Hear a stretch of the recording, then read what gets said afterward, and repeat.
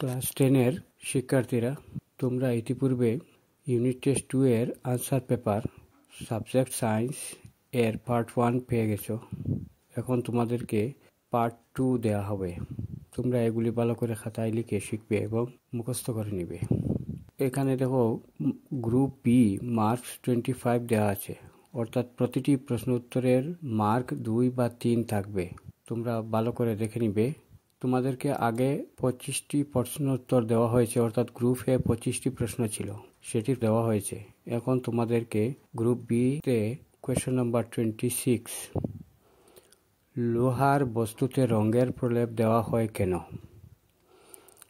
উত্তর, লোহার বস্তু ক্ষয় থেকে রক্ষা করার জন্য আমরা লোহার জিনিসগুলিতে পেইন্ট প্রয়োগ করি। আর মরিচা হলো লোহা এবং এর সংকর ধাতু যেমন স্টিলের ক্ষয় করার জন্য সাধারণ শব্দ। কোয়েশ্চন নাম্বার 27, বৈদ্যুতিক মোটরে ছেঁড়া আংটির ভূমিকা কী? উত্তর, রিংটি কয়েলের বর্তমান দিকটি বিপরীত করতে ব্যবহৃত হয়। কয়েলের কারেন্টকে অবশ্যই বিপরীত করতে হবে যাতে এটি একই দিকে ঘুরতে থাকে। ফলস্বরূপ প্রতি অর্ধেক ঘূর্ণনের পরে কয়েলটি ঘুরানোর দিকটি একই থাকে এবং কুণ্ডলীটি একই দিকে ঘুরতে থাকে। কোয়েশ্চন নাম্বার 28, লোহায় জং ধরা রোধ করার 2টি উপায় উল্লেখ করো। উত্তর, লোহার মরিচা রোধ করার 2টি উপায় হলো অয়েলিং, গ্রিজিং বা পেইন্টিং। তেল, গ্রিজ বা পেইন্ট প্রয়োগ করলে পৃষ্ঠটি একটি জলরোধী আবরণ পায়। আর্দ্রতা এবং অক্সিজেন লোহার উপাদানের সাথে সরাসরি যোগাযোগ করতে পারে না, অতএব মরিচা প্রতিরোধ করা হয়। কোয়েশ্চন নাম্বার 29, ধাতু এবং অধাতুর 2টি করে ধর্ম উল্লেখ করো। উত্তর, ধাতুগুলির বৈশিষ্ট্য রয়েছে যেমন নমনীয়তা, শব্দ করা এবং তাপ ও বিদ্যুতের ভালো পরিবাহী, যদিও অধাতুগুলির এমন উপাদান যা নমনীয় বা শব্দ করতে পারে না এবং বিদ্যুৎ এবং তাপের দুর্বল পরিবাহী। কোয়েশ্চন নাম্বার 30, ব্রোমোবিউটেনের গঠন কেমন?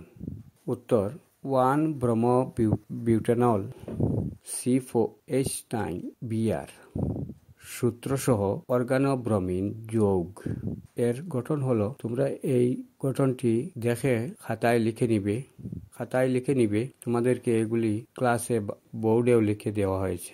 তারপর কোয়েশ্চন নাম্বার 31, কিভাবে ঋতুচক্র সংগঠিত হয়? উত্তর, ডিম্বাণু একটি পাতলা টিউবের মধ্য দিয়ে, যাকে ফ্যালোপিয়ান টিউব বলে, জরায়ু। যদি ডিম্বাণু একটি শুক্রাণু কোষ দ্বারা নিষিক্ত হয় তবে জরায়ুর প্রাচীরের সাথে সংযুক্ত হয়, যেখানে সময়ের সাথে সাথে এটি একটি শিশুতে বিকশিত হয়। ডিম্বাণু নিষিক্ত না হলে জরায়ুর আস্তরণ ভেঙে রক্তপাত হয়, যার ফলে পিরিয়ড হয়। কোয়েশ্চন নাম্বার 32, যোগাত্মক বিক্রিয়া প্রদর্শনকারী 2টি হাইড্রোকার্বনের নাম দাও।